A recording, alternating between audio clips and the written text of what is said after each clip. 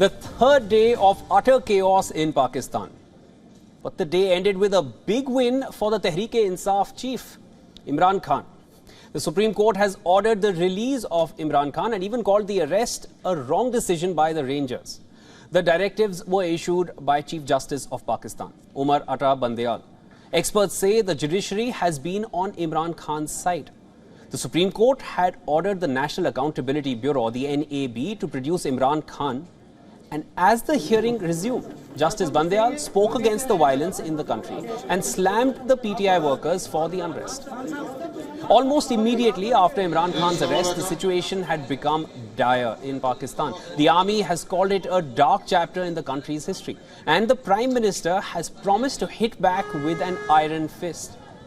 It is crisis that has managed to rope in the politicians, the judiciary and the military. After a day of deadly clashes and military officials, houses being attacked as well, the security was tightened across Pakistan. The police, the army, the paramilitaries are all in place. It is not clear as of now what Imran Khan's next step will be. But at the moment, three other senior PTI officials, former Foreign Minister Shah Mahmood Qureshi, former Minister of Information and Broadcasting Fawad Chaudhry, and Secretary General Asad Umar are still behind the bars. The arrest was in reference to the Qadir Trust case. The row is over a $530 million land that was bought by a trust owned by Imran Khan and his wife. Reportedly, the trust promised to build an educational institute, but the NAB has alleged that Khan's PTI government struck a deal with a property tycoon instead, which cost the national exchequer a whopping $239 million.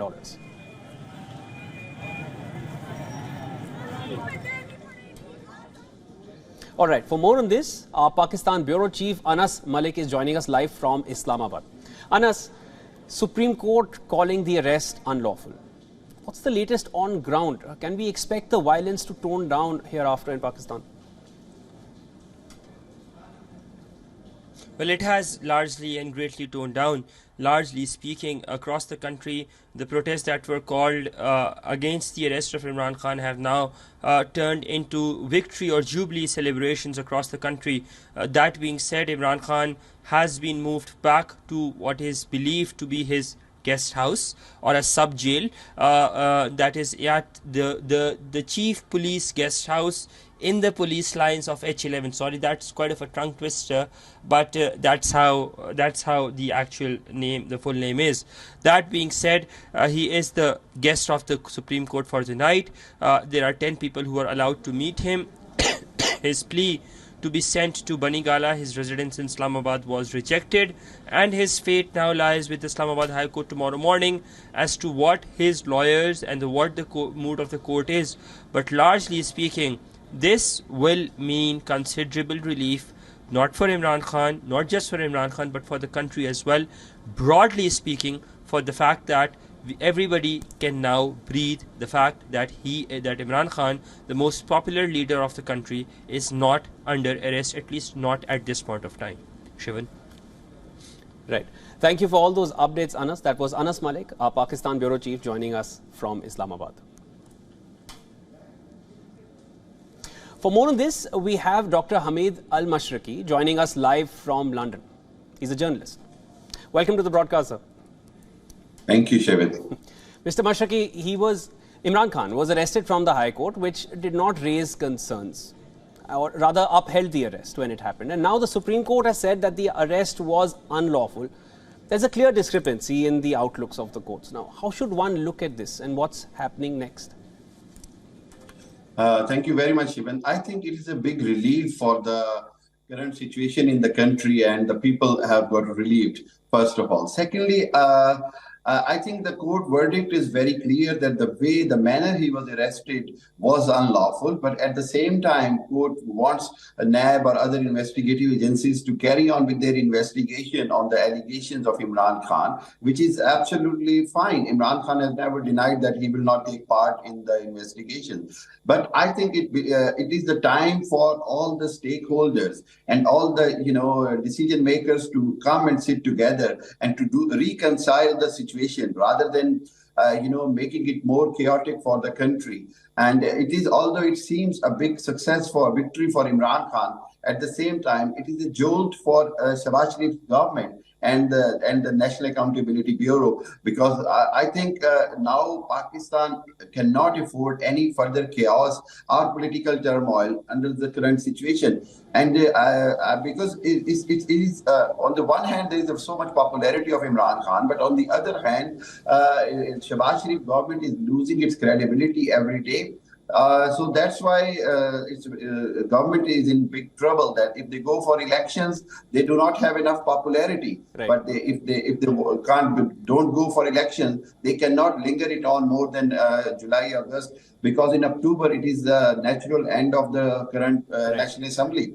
So that is the situation, and I believe that this is the time when all the stakeholders and the political leadership has to show some more maturity and sense and come to the reconciliation rather than going for further confrontation. Mr. Mashraki, I need to shift focus onto the statement which was passed by the Pakistan Army in their release. Now, enemies could not do in 75 years what Imran Khan has done. This is essentially what the Pakistan Army has said. With the Pakistan Army turning political in this statement at least, how do you see this statement, and what's the future of Imran Khan's political ambitions in Pakistan? Because clearly the army has made it clear what they feel for him. Yeah.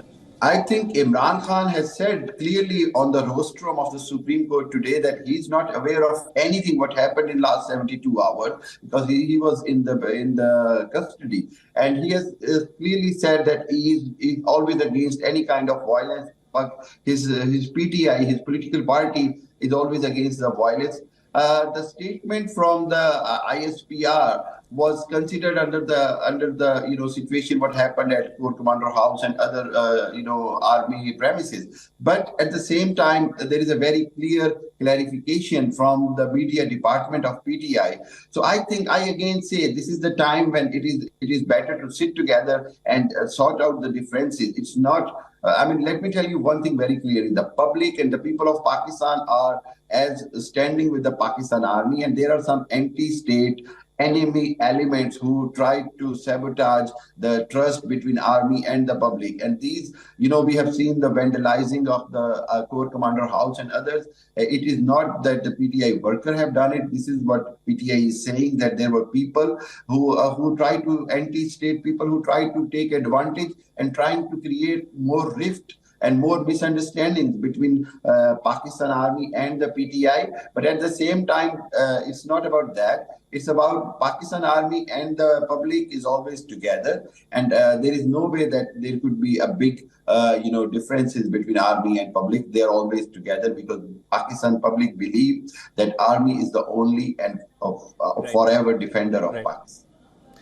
Thank you for joining in on the broadcast, Mr. Mashraki. But what we've seen in the past few days, the public was clearly standing on the gates of the army headquarters as well. Let's see what happens in the next few days in Pakistan.